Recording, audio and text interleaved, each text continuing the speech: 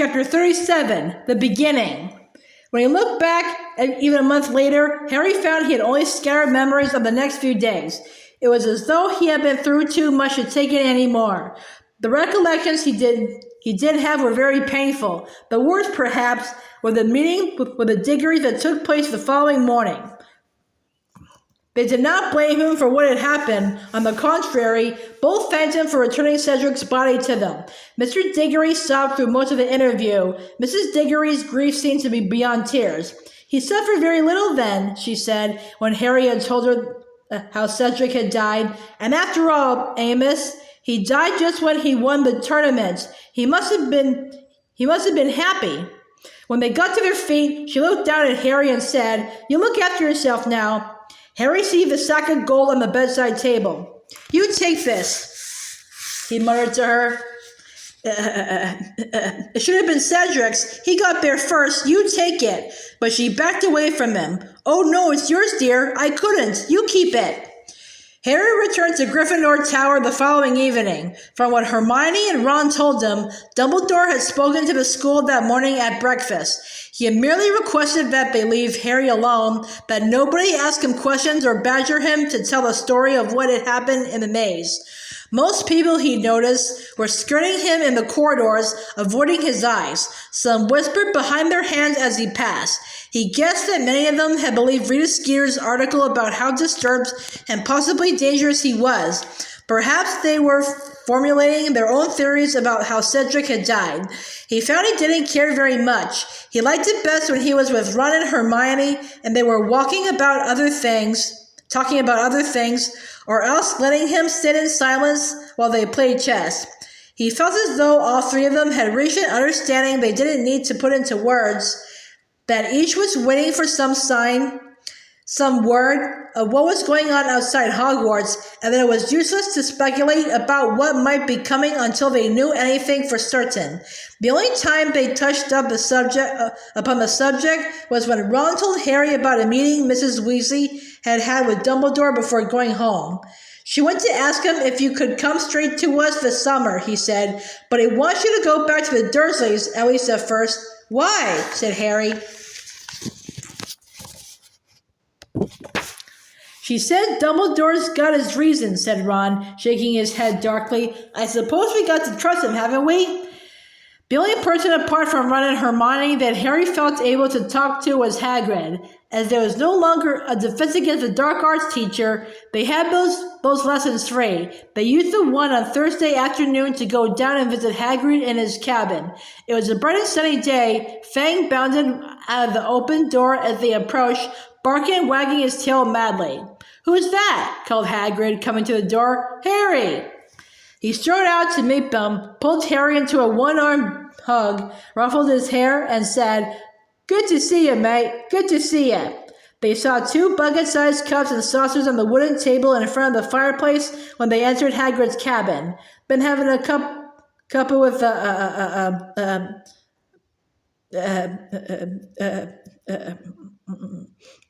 Olympie," Hagrid said. She's just left." "Who?" said Ron curiously. "Madame Maxime, of course," said Hagrid. "You two made up, have you?" said Ron.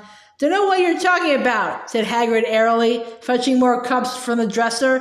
When he had made tea and offered around a plate of doughy cookies, he leaned back in his chair and surveyed Harry closely through his beetle black eyes. "You all right?" he said gruffly. "Yeah," said Harry. "No, you're not," said Hagrid. "Of course you're not, but you will be." Harry said nothing. "Knew he was going to come back," said Hagrid, and Harry, Ron, and Hermione looked up at him, shocked. Known it for years, Harry. Knew he was out there, biding his time. It had to happen. Well, now it has, and we'll just have to get on with it. We'll fight. Might be able to stop him before he gets a good hold. That's Dumbledore's plan anyway. Great man, Dumbledore. As long as we've got him, I'm not too worried." Hagrid raised his bushy eyebrows and the disbelieving expressions on their faces. "No good sitting worrying about it," he said. "What's coming will come, and we'll meet it when it does. Dumbledore told me what you did, Harry." Hagrid's chest swelled as he looked at Harry. You did as much as your father would have done, and I can give you no higher praise than that." Harry smiled back at him. It was the first time he smiled in days. "What's Dumbledore asked you to do, Hagrid?" he asked. "He sent Professor McGonagall to ask you and Madame Maxime to meet him that night." "Got a little job for me over the summer," said Hagrid. "Secret, though. I'm not supposed to talk about it. No, not even to you lot. Olympie, Madame Maxime to you, might be coming with me. I think she will. Think I got her persuaded. Is it to do with Voldemort?" Hagrid flinched at the sound of the name. "Might be," he said evasively. "Now, who'd like to come and visit the last screw with me? I was joking, he added hastily, seeing the looks in their faces.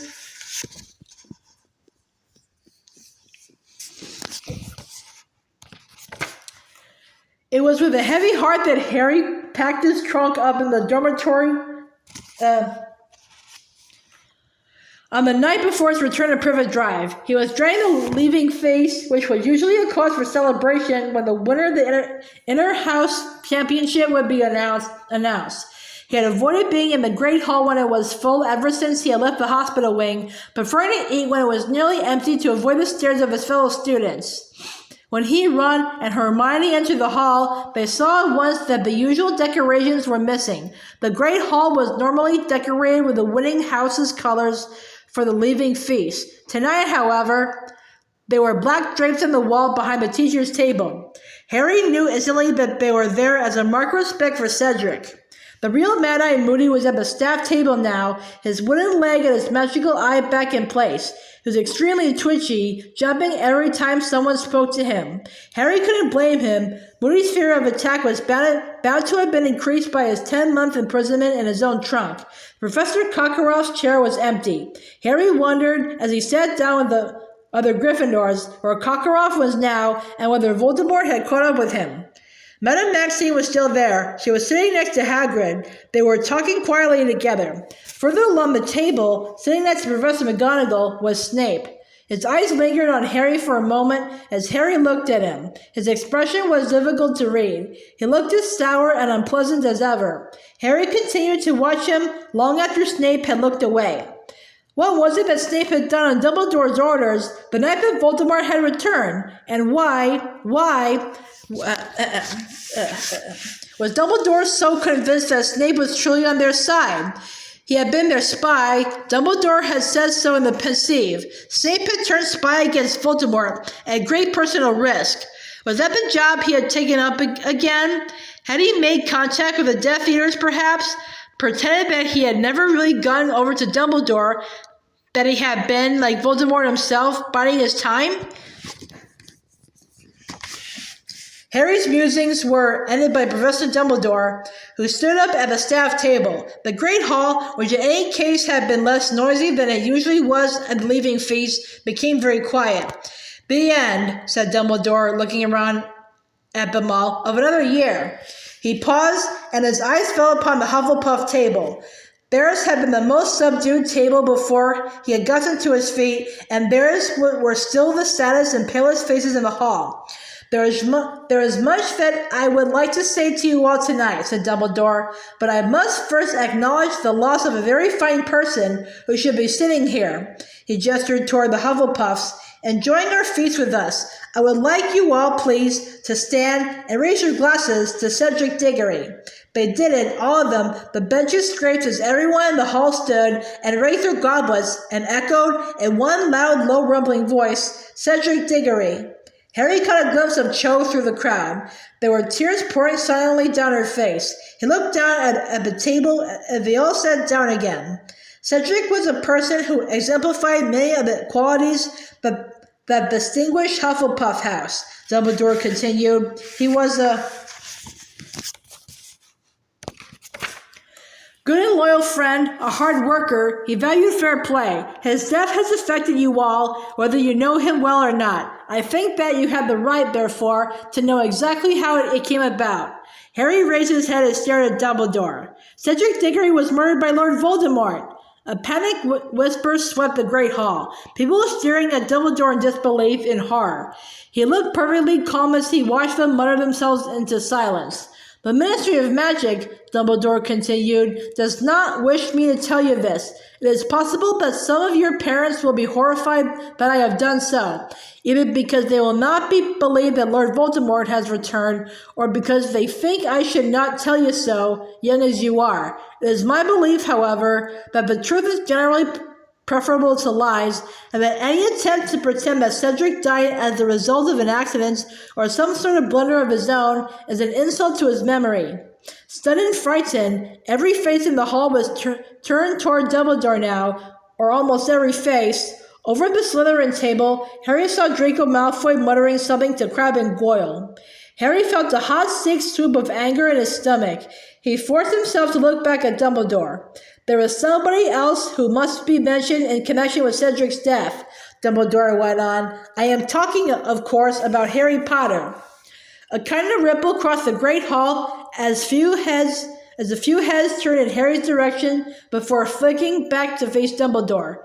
Harry Potter managed to escape Lord Voldemort, said Dumbledore. He risked his own life to return Cedric's body to Hogwarts. He showed, in every respect, the sort of bravery that few wizards had ever shown in facing Lord Voldemort, and for this I honor him. Dumbledore turned gravely to Harry and raised his goblet once more. Nearly everyone in the great hall followed suit. They murmured his name as they had murmured Cedric's, and drank to him. But through a gap in the standing figures, Harry saw that Malfoy, Crabbe, Goyle, and many of the other Slytherins had remained defiantly in their seats, their goblets untouched. Dumbledore, who after all possessed no magical eye, did not see them. When everyone had once again resumed their seats, Dumbledore continued, the Triwizard Tournament's aim was to further and promote magical understanding. In the light of what has happened at Lord Voldemort's return, such ties are more important than ever before. Dumbledore looked from Madame Maxime and Hagrid to Fleur Delacour and her fellow Beauxbaton students to Victor Crumb and the Durmstrangs at the Slytherin table. Crumb, Harry saw, looked wary, almost frightened, as though he expected Dumbledore to say something harsh. Every guest in this hall, said Dumbledore, and his eyes lingered upon the Durmstrang students, will be welcome back here at any time, should they wish to come. I say to you all, once again, in the light of Lord Voldemort's return, we are only as strong as we are united, as weak as we are divided. Lord Voldemort's gift for spreading discord and enmity is very great. We can fight it only by showing an equally strong bond of friendship and trust. Differences of habit and language are nothing at all if our aims are identical and our hearts are open. It is my belief, and never have I so hoped that I am mistaken, that we are all facing dark and difficult times. Some of you in this hall have already suffered directly at the hands of Lord Voldemort. Many of your families have been torn asunder. A week ago, a student was taken from our miss. Remember Cedric. Remember, if a time should come when you have to make a choice between what is right and what is easy, remember what happened to a boy who was good and kind and brave because he strayed across the path of Lord Voldemort. Remember Cedric Diggory. Harry's trunk was packed. Hedwig was back at her cage on top of it. He, Ron, and Hermione were waiting in the crowded entrance hall with the rest of the fourth years for the carriages that would take them back to Hogsmeade Station. It was another beautiful summer's day. He supposed that Privet Drive would be hot and leafy, its flower beds a riot of color, when he arrived there that evening. The thought gave him no pleasure at all. Harry! He looked around. Fleur Delacour was hurrying up the stone steps into the castle. Beyond her, far across the grounds, Harry could see Hagrid helping Madame Maxime to back two of the giant horses into their harness. The Beauxbaton's carriage was about to take off. We will see each other again, I hope, said Fleur as she reached him, holding out her hand. I am hoping to get a job here to improve my English. It's very good already, said Ron in a strangled sort of voice. Fleur smiled at him. Hermione scowled. Goodbye, Harry, said Fleur, turning to go. It has been a pleasure meeting you. Harry's spirits couldn't help but lift slightly as he watched Fleur hurry back across the lawn to Madame Maxime, her silvery hair rippling in the sunlight. Wonder how the Dursley students are getting back, said Ron. Do you reckon they can steer that ship without Karkaroff? Karkaroff did not steer, said a gruff voice. He stayed in his cabin and let us do the work. Krum had come to say goodbye to Hermione. Can I have a word? He asked her. Oh, yes, all right, said Hermione, looking slightly flustered and following Krum through the crowd and out of sight. You better hurry up, Ron called loudly after her. The carriages will be here in a minute. He let Harry keep a watch for the carriages, however, and spent the next few minutes craning his neck over the crowd to try and see what Krum and Hermione might be up to. They returned quite soon. Ron stared at Hermione, but her face was quite impassive. I like Diggory, said Krum abruptly to Harry. He was always polite to me, always. Even though I was from Dursley with Karkaroff, he added, scowling. Have you got a new headmaster yet? Said Harry. Krum shrugged. He held out his hand as Fleur had done, shook Harry's hand, and then Ron's. Ron looked as though he was suffering some sort of painful internal struggle. Krum had already started walking away when Ron burst out, Can I have your autograph? Hermione turned away, smiling at the horseless carriages that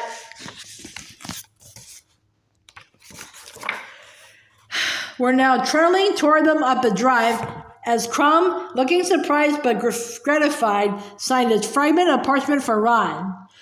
The weather could not have been more different on the journey back to King's Cross than it had been on their way to Hogwarts the previous September.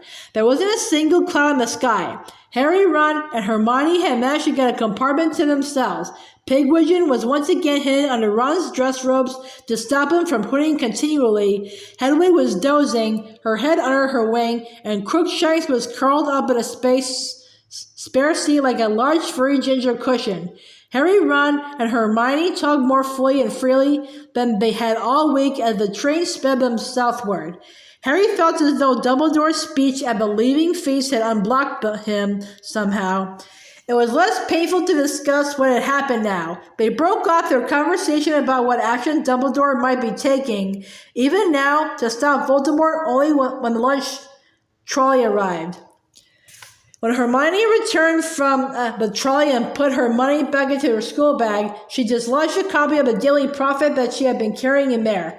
Harry looked at it, unsure whether he really wanted to know what it might say, but Hermione, seeing him looking at it, said calmly, There's nothing in there. You can look for yourself, but there's nothing at all. I've been checking every day. There's a small page the day after the third test saying you won the tournament, but didn't even mention Cedric. Nothing about any of it. If you ask me, Fudge is forcing them to keep quiet. He'll never keep Rita quiet, said Harry. Not in a story like this. Oh, Rita hasn't written anything at all since the third task, said Hermione in an oddly constrained voice. As a matter of fact, she added, her voice now trembling slightly, Rita Skeeter isn't going to be writing anything at all for a while. Not unless she wants me to spill the beans on her. What are you talking about? Said Ron. I found out how she was listening in on private conversations when she wasn't supposed to be coming onto the ground, said Hermione in a rush.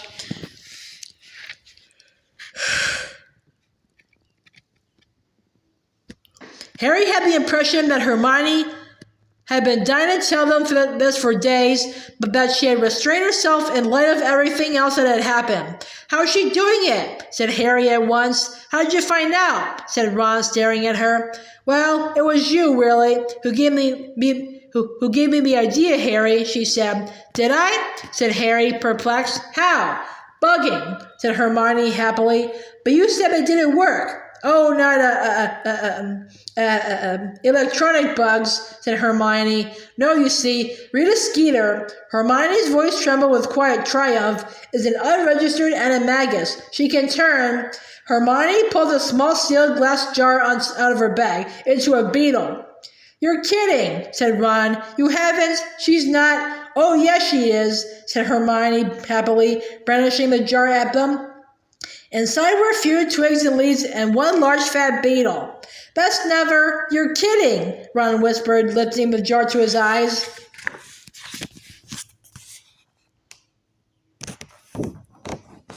No, I'm not, said Hermione, beaming. I caught her on the windowsill in the hospital wing. Look very closely, and you'll notice the markings around her antennae are exactly like those felt glasses she wears. Harry looked and saw that she was quite right. He also remembered something. There was a beetle on the statue the night we heard Hagrid telling Madame Maxime about his mom.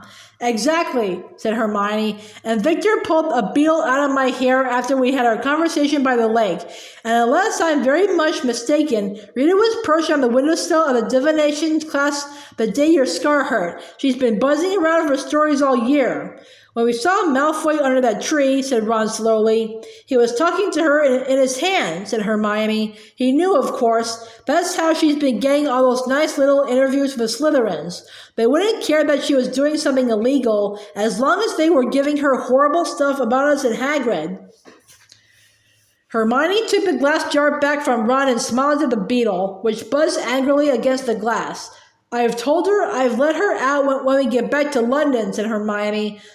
I put an unbreakable charm on the jar, you see, so she can't transform, and I told her she's to keep her quill to herself for a whole year. See if she can't break the habit of writing horrible lies about people. Smiling serenely, Hermione placed the beetle back inside her school bag. The door of the compartment slid open. Very clever, Granger, said Draco Malfoy.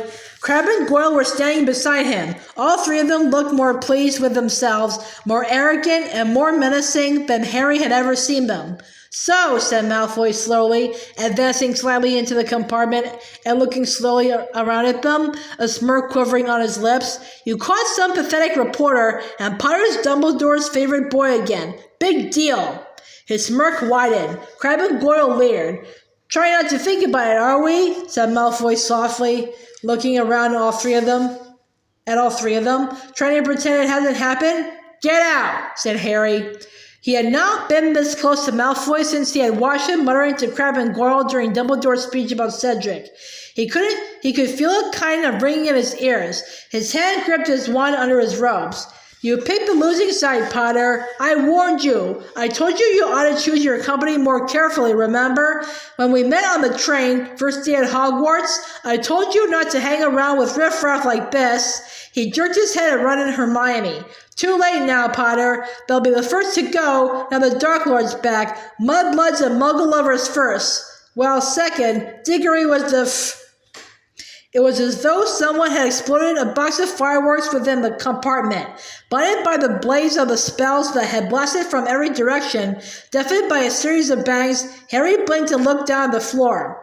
Malfoy, Crabbe, and Goyle were all lying unconscious in the doorway. He, Ron, and Hermione were on their feet, all three of them having used a different hex. Nor were they the only ones to have done so. Thought we'd see what those three were up to, said Fred matter-of-factly, stepping onto Goyle and into the compartment. He had his wand out, and so did George, who was careful to tread on Malfoy as he followed Fred inside. Interesting effect, said George, looking down at Crabbe. Who used the Furnunculus curse? Me, said Harry. Odd, said George lightly. I used jelly legs. Looks as though those two shouldn't be mixed. He seemed to have sprouted little tentacles all over his face. Well, let's not leave them here. They don't add much to the decor. Ron, Harry, and George kicked, rolled, and pushed the unconscious Malfoy, Crabbe, and Goyle, each of whom looked distinctly the worse for the jumble of jinxes with which they had been hit, out into the corridor, then came back into the compartment and rolled the door shut. Exploding snap, anyone? Said Fred, pulling out a pack of cards. They were halfway through their fifth game when Harry decided to ask them. You're going to tell us then? He said to George. Who are you blackmailing? Oh, said George darkly. That. It doesn't matter, said Fred, shaking his head impatiently. It wasn't anything important. Not now, anyway.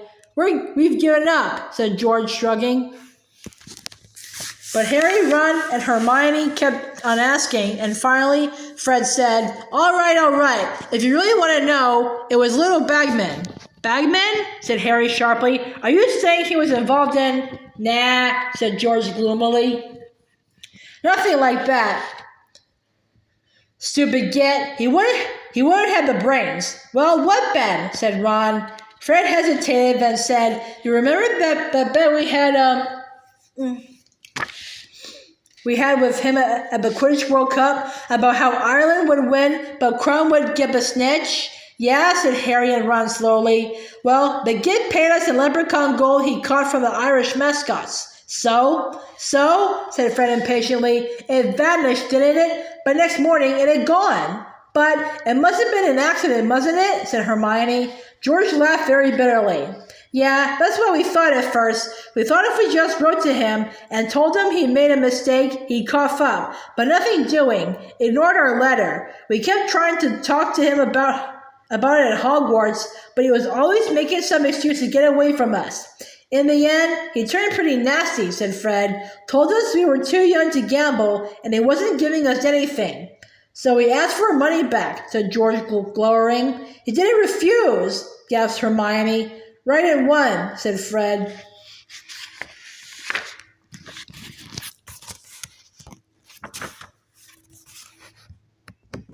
But that was all your savings, said Ron.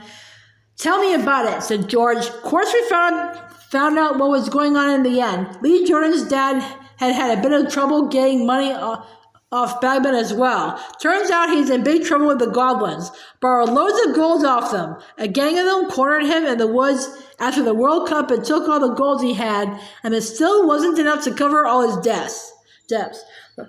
They followed him all the way to Hogwarts to keep an eye on him. He's lost everything gambling. Hasn't got 2 galleons to rub together. And you know how the idiot tried to pay the goblins back? How? Said Harry. He put a bet on you, mate, said Fred. Put a big bet on you to win the tournament. Bet against the goblins. So that's why he kept trying to help me win, said Harry. Well, I did win, didn't I? So he can pay you your gold. Nope, said George, shaking his head. The goblins play as dirty as him. They say you drew a Diggory, and Bagman was betting you win outright. So Bagman had to run for it. He did run for it right after the 3rd task. George sighed deeply and started dealing out the cards again. The rest of the journey passed pleasantly enough. Harry wished it could have gone on all summer. In fact, and they would never arrive at King's Cross. But as he had learned the hard way that year, time will not slow down when something unpleasant lies ahead, and all too soon, the Hogwarts Express was pulling in a platform 9 3/4. The usual confusion and noise filled the corridors as the students began to disembark. Ron and Hermione struggled out past Malfoy, Crabbe, and Goyle, carrying their trunks. Harry, however, stayed put. Fred, George, wait a moment. The twins turned. Harry pulled open his trunk and drew out his Triwizard Winnings. Take it, he said, and he thrust the sack into George's hands. What? Said Fred, looking flabbergasted. Take it, said Harry. Harry repeated firmly. I don't want it. You're mental, said George, trying to push it back at Harry. No, I'm not, said Harry. You take it and get inventing. It's for the joke shop. He is mental, Fred said in an almost odd voice. Listen, said Harry firmly, if you don't take it, I'm throwing it down the drain. I don't want it and I don't need it, but I could do with a few laughs. We could all do with a few laughs. I get a feeling we're going to need them more than usual before long. Harry, said George weakly, weighing the money bag in his hands, there's got to be 1,000 galleons in here. Yeah, said Harry, grinning.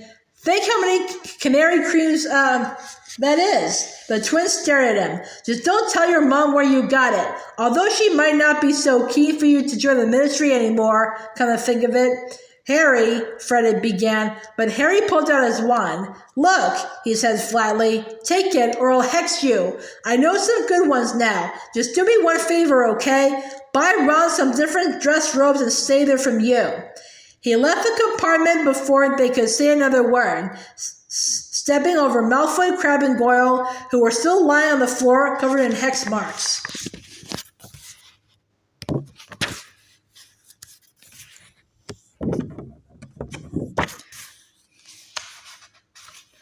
Uncle Vernon was waiting beyond the barrier. Mrs. Weasley was close by him.